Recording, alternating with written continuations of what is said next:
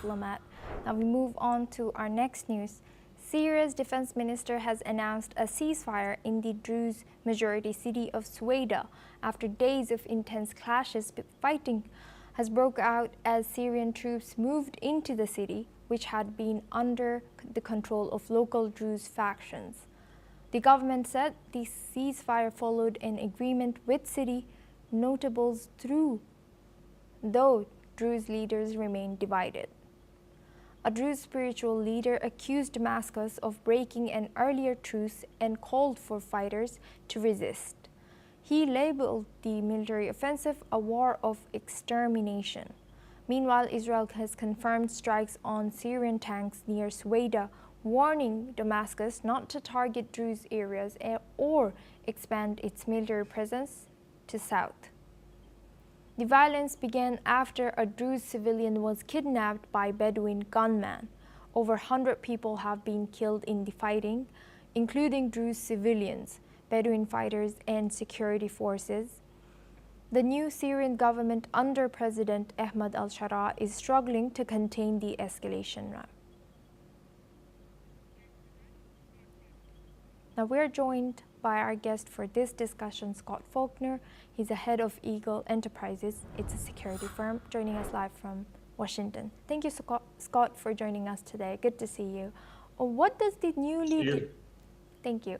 What does this newly declared ceasefire in Sweida reveal about the Syrian government's approach and its power of control with Druze majority regions amid factions within the country? Well, first and foremost, the entire Middle East is filled with all these minorities because it's a tribe. You start to look at different national boundaries, which are in the case of the Syrian government, they're trying to consolidate power, but also the world is watching because just recently we've got the Dubai Ports World deal to finally do some major economic development in Syria. So I think the Syrian government is walking a tightrope because on one front they would like to consolidate power, on the other, if they do it brutally, deals like the Dubai ports could end. And so they are really having to look at the fact that if you're going to consolidate power, better to include people in a government instead of trying to kill them off.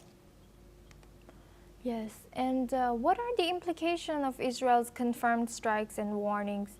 And how does this reflect regional concern over Syria's military actions near Druze-populated areas? Well, the Druze have traditionally been allies of Israel, especially in southern Lebanon. Israel is very protective of the Druze. The city involved is only like 30 kilometers from the Golan Heights. So Israel definitely wants to make sure that these traditional allies of theirs are not, are not destroyed.